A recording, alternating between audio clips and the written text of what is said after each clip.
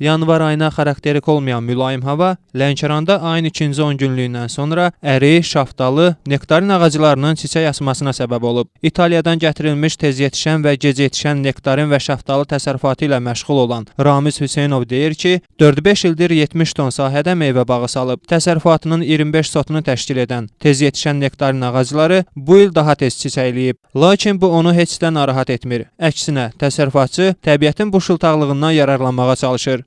Bunun ziyanı bizə ancaq şaxtada qorumayıq. Biz bunu qarqaz altında istəyirik ki, yetişdirək. Bunu indi biz eksperiment eləmişik. Gələcəkdə ola bilsin bunun üstünü klonka ilə bağlayaq və biz istəyirik ki, burada tez məhsul götürək. Yəni, bağlı şəraitdə olsa biz aprel ayında burada məhsul götürə bilərik. Ötən il 4 tona qədər məhsul götürən fermer bildirir ki, gələcəkdə meyvə bağlarının vaxtından əvvəl açmış çiçəklərini qorumaq üçün Türkiyə təcrübəsindən yararlanıb yeni üsul tətbiq edəcəklər. Belə ki, istixana şəraitinə keçiriləcək bağlarda yeni istilik sistemi quraşdırılacaq. Bu da daha tez məhsul yığımına imkan yaradacaq.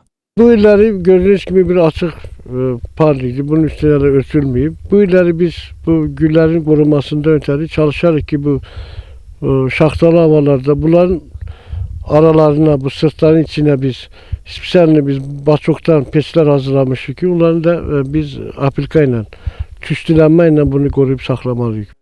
Ötən il hər ağacdan 7 kiloqrama qədər məhsul götürən fermer bu il bu üsulla məhsuldarlığın 15 kiloqrama qədər artacağını proqnozlaşdırır.